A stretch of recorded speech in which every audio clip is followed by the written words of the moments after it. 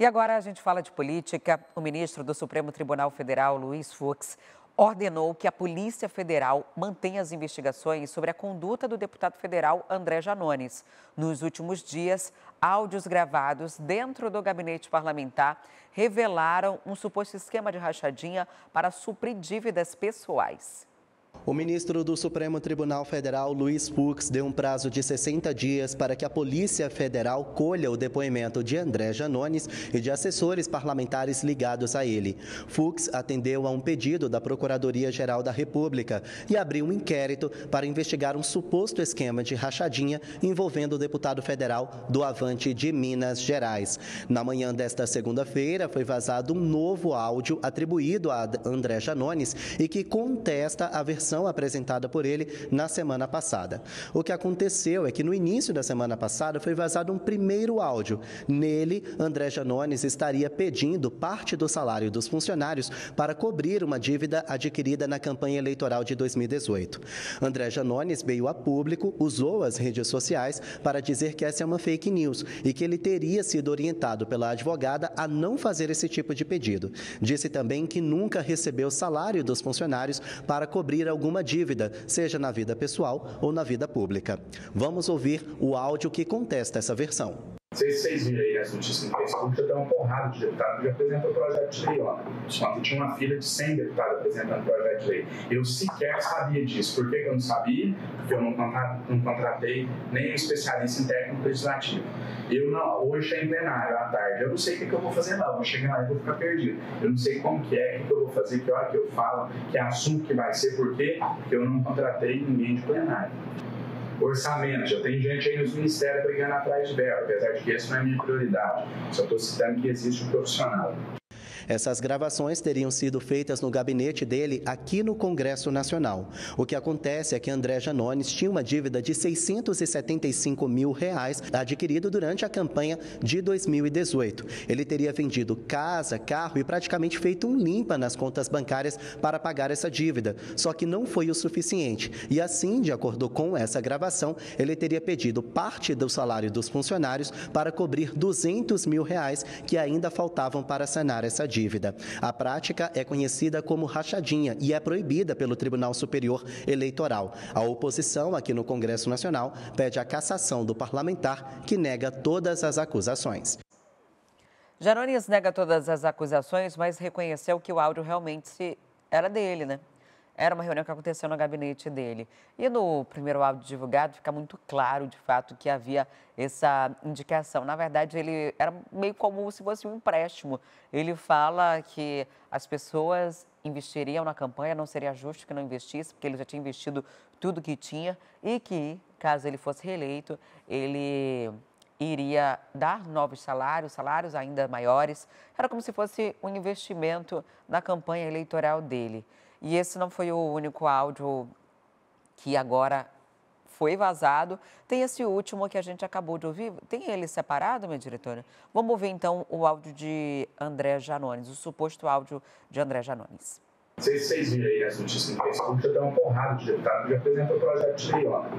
Ontem tinha uma fila de 100 deputados apresentando projeto de lei. Eu sequer sabia disso. Por que eu não sabia? Porque eu não contratei nenhum especialista em técnico legislativo. Hoje é em plenário, à tarde. Eu não sei o que eu vou fazer lá. Eu vou chegar lá e vou ficar perdido. Eu não sei como que é, o que eu vou fazer, que hora que eu falo, que assunto que vai ser, por quê? Porque eu não contratei ninguém de plenário. Orçamento, já tem gente aí nos ministérios brigando atrás de verba, apesar de que essa não é a minha prioridade. Só estou citando que existe um profissional. Tem o primeiro áudio também, no que ele admitiu que, de fato, era ele falando, mas que o contexto não era de rachadinha. Vamos acompanhar. O não me corromper significa não ceder à corrupção. Por exemplo, tem algumas pessoas aqui que eu ainda vou conversar em particular depois, que vão receber um pouco de salário a mais e elas vão me ajudar a pagar as contas que ficou da minha campanha de prefeito, porque eu perdi R$675 mil na campanha. Elas vão ganhar mais para isso. Isso é devolver salário, você está chamando de outro nome. Não é porque eu devolver salário, você manda na minha conta, eu faço o que eu quiser. né? E são simplesmente algumas pessoas que eu confio e que participaram comigo em 2016, que eu acho que elas entendem que realmente o meu patrimônio foi todo dilapidado. Eu perdi uma casa de 380 mil, um carro, uma poupança de 200 mil e uma previdência de 70, e eu acho justo que essas pessoas também hoje participem comigo da reconstrução disso. Então eu não considero isso uma corrupção, porque isso é algo que pode até, não é segredo, não tem problema ninguém saber, é pessoa que é amigo que vai, eu entendo que a hora que eu conversar vai se dispor a me ajudar, porque eu não acho justo, por exemplo, o Mário vai ganhar 10 mil, eu vou ganhar 25, né, líquido. Só que o Mário, os 10 mil é dele líquido, eu dos 25, 15 eu vou usar para pagar as dívidas que ficou em 2016. Você vai ganhar 10 mil? Não é justo, entendeu? Então, por que eu estou falando isso? Naquilo não me corromper, eu não vou admitir cargo fantasma em nenhuma hipótese. E se eu tiver esse quero colocado contra a parede, eu não estou fazendo nenhuma questão desse mandato, nenhuma. Para mim hoje renunciar é uma coisa tão natural. Diz que não está fazendo nenhuma questão do mandato, mas não é o que parece. E aí você também pode tomar suas próprias conclusões diante do que você ouviu. O fato é que agora a gente tem uma oposição que se fortalece, cresce em cima desse áudio e que leva o caso à Comissão de Ética da Casa Legislativa. O que pode acontecer? A Comissão de Ética pode abrir um processo de quebra de decoro parlamentar e essa quebra de decoro parlamentar pode resultar na cassação. Isso seria uma iniciativa do próprio parlamento, dos seus pares. A outra possibilidade seria do próprio Tribunal Superior Eleitoral entender que ali houve uma conduta criminosa e, por conta disso, também entrar com o processo para perda de mandato.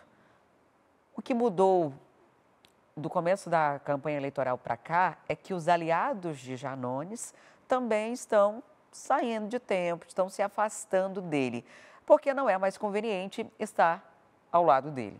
Durante a campanha eleitoral, ele foi muito utilizado, criou muita polêmica, inclusive já chegou a confessar que usou fake news durante esse período, então era conveniente. Agora que já está todo mundo eleito e que ele pode perder o cargo diante desses áudios vazados e vazados por pessoas que trabalhavam diretamente com ele, aí todo mundo está se afastando. Janones tem uma oposição que cresce em cima dele e aliados que estão se afastando para também não terem as sobras, as rebarbas desses áudios que afetam a imagem dele hoje, a imagem política, afetando as imagens dos pares também, né? Os pares estão todos saindo para escanteio.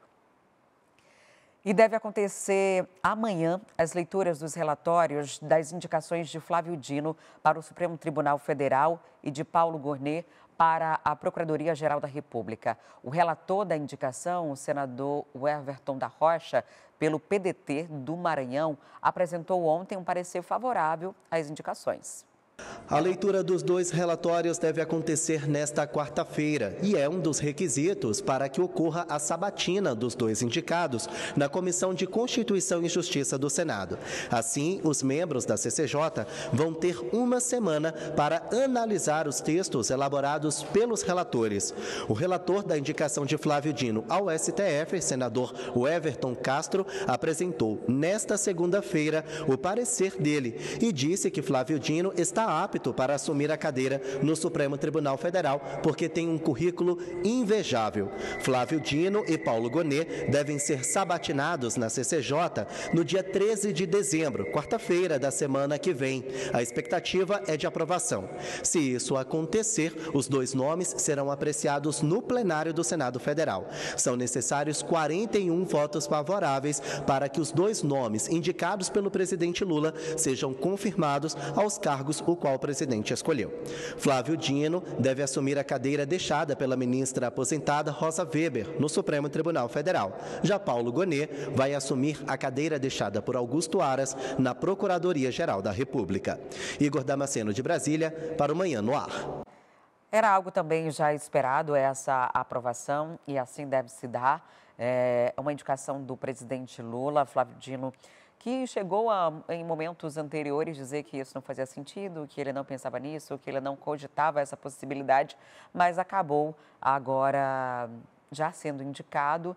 É a segunda indicação que Lula faz para a corte do STF. 2 vagas ficaram vagas diante da aposentadoria de magistrados e teve oportunidade. No primeiro momento, indicou o Zani, que era o seu advogado pessoal, e agora indica Dino, que é o ministro da Justiça e também senador, né? Ele deixou o cargo para assumir o ministério, mas foi senador eleito pelo estado do Maranhão e que deve ser o próximo ministro. Ele chegou a dizer, inclusive, que vai mudar de roupa, né? Que é a partir do momento que assumir o cargo, né? Assumir a vaga, já como jurista, tira a roupa de político e veste a roupa de ministro do STF. A gente vai seguir acompanhando essa sabatina que deve ser mais simbólica do que, de fato, algo que possa o impedir de assumir essa vaga. Quer ficar por dentro de todas as notícias e programação da TV A Crítica? Então já se inscreve e ativa o sininho. E até o próximo vídeo.